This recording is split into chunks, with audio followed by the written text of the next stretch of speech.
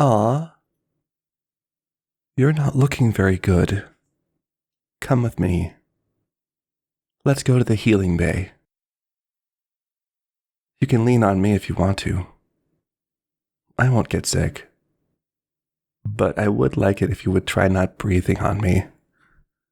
At least until you've had some mouthwash. I'll tolerate your dark desire, but I don't share that desire with you. Just a little further now. Here you are. Just close your eyes and breathe. Here's some minty mouthwash. That'll freshen up your mouth. I know you were hoping to have that taste on your tongue for a while, but that was before you became ill. Now go ahead and spit into this bucket. There you go. Just one more time. Just to make sure. Here you go. Swish it around. I know it tingles. It's important, though. Into the bucket once more. There. I'm going to take your temperature now. Really? You're going to ask me what kind of thermometer this is? As if that matters? Why, my disciple, I think we both know why you were here. You say you're confused, but you know what happened. Because I'm rewarding you, silly Billy. You deserve it. I don't quite understand your tastes, but when you came to me and asked for that meal in particular, I thought surely I could do this small favor for my devout and loyal follower. You must have been so anxious about asking me that you forgot you did. But look, your flawless leader remembered and chose to indulge you. Well, I don't think anyone else would remember you asking me because you came to me in confidence. I allowed you the privacy you needed and heard you. And when I heard your wish, I thought, my disciple has been offering so much devotion lately. They deserve a reward, even if it's a normally undesirable meal. I promised you that I would grant your request, and when I started making breakfast this morning, you knew which bowl was for you. I didn't need to tell you because you approached the right one. I didn't hand you your breakfast and demand you prove your loyalty to me. I certainly wouldn't do that to punish you further for that time that you were dissenting. I told you that you are forgiven. The everlasting Lamb sees your dedication and rewards you for it. It's definitely not that I want to remind you of the power I have over you and make you regret ever questioning my authority. You know this. Here, let me check your thermometer now. Oh, no wonder you're so delirious. You're getting really warm. There. I'm here. Let's get you ready for a soak in the bath. That will lower your discomfort and stress and allow your body to heal and fight. Let me put your worries about that to rest.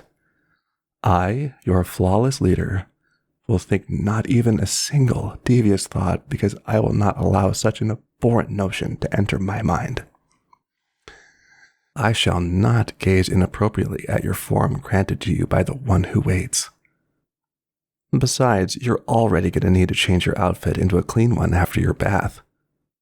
I'll help you. I accept your apology, but try not to make a habit of doubting my intentions. Hush, you are forgiven. There. I'll fill the bathtub, and you go ahead and lay down in it. I'm just making sure the water is warm enough to match your body temperature. If you find that your body lifts up from the bottom of the tub, don't fight it. Just lay your head on the back of the pillow while I lay a cool, wet towel over your forehead. Go ahead and close your eyes. I'm just going to slip a waterproof pillow snug between your arms and your torso. You can still rest your hands on your stomach and give it comfort as you need it. If you find your head spinning, just remember to breathe slowly and pay attention to something else. That can be difficult, but you should know this feeling will pass. Just lay your head back while I toss in these camellia flowers. They will help in your recovery. There you are. No, it won't be long before you're back on your feet, ready to take on the day. So, was it worth it? Was it everything you thought it would be? I mean your breakfast. I'm just wondering if it's a reward you might want again. If you still hold on to that dark desire, or if you've lost the taste for it. I have to admit, I thought you were joking with me when you asked for such a thing. But then I read your mind and saw you were sincere. So I would just like to know if this illness has changed your tastes at all. Oh no, I wouldn't dream of torturing you. That's not what I'm doing at all. I'm not like the bishops of the old faith. I absolutely wouldn't intentionally make someone sick like that coward Calamar. I reject his methods so strongly that I would never do anything to make any of my disciples sick. Unless, of course, they came to me in confidence and earnestly told me that they wanted this like you did. Okay, so you didn't ask to be sick. That's true. But you must have known there was a 50-50 chance that this would happen. I guess you would say that it would have been just as likely you would have not gotten sick and have no regrets. And if that were the case, you might have said, "Thank you, leader. I'm so happy you thought of me." Yeah, that would have been nice instead of groaning. Maybe next time would be different. You say that now, but I'm sure once you've recovered and your nausea is forgotten, you'll come to me again with your request. But I'll be there to remind you of this, so that you don't make the same mistake twice. Oh no, it wasn't my mistake to reward you with an important lesson. It is you who will learn from your mistake. Facilitating that lesson was part of the Red Crown's perfect plan for you. You learned that the chosen lamb listens to their people. You should be careful what you wish for, and that your leader is always here to help you when you make some mistakes. See? Aren't you happy to have that knowledge? You're looking better already. Do you feel better? I'm glad to hear. Your friends in the cult will be glad that you recovered. Now that I'm thinking about it, now they're learning the same lessons you're learning. Maybe it was good for me to make an example of you, huh? Because now everyone knows, and they won't try the same thing.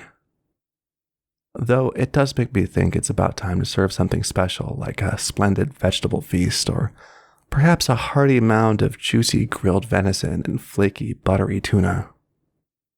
That would be a nice treat for my loyal flock. I have the feeling they're getting a little bored with berries and grassy gruel. That's why you came to me, isn't it? You remember now, don't you? See? What did I say? You were just too sick to remember what you said. I don't get sick, so I have no problem remembering everything. That's why you should trust me and not question whether or not things transpire the way I said they did.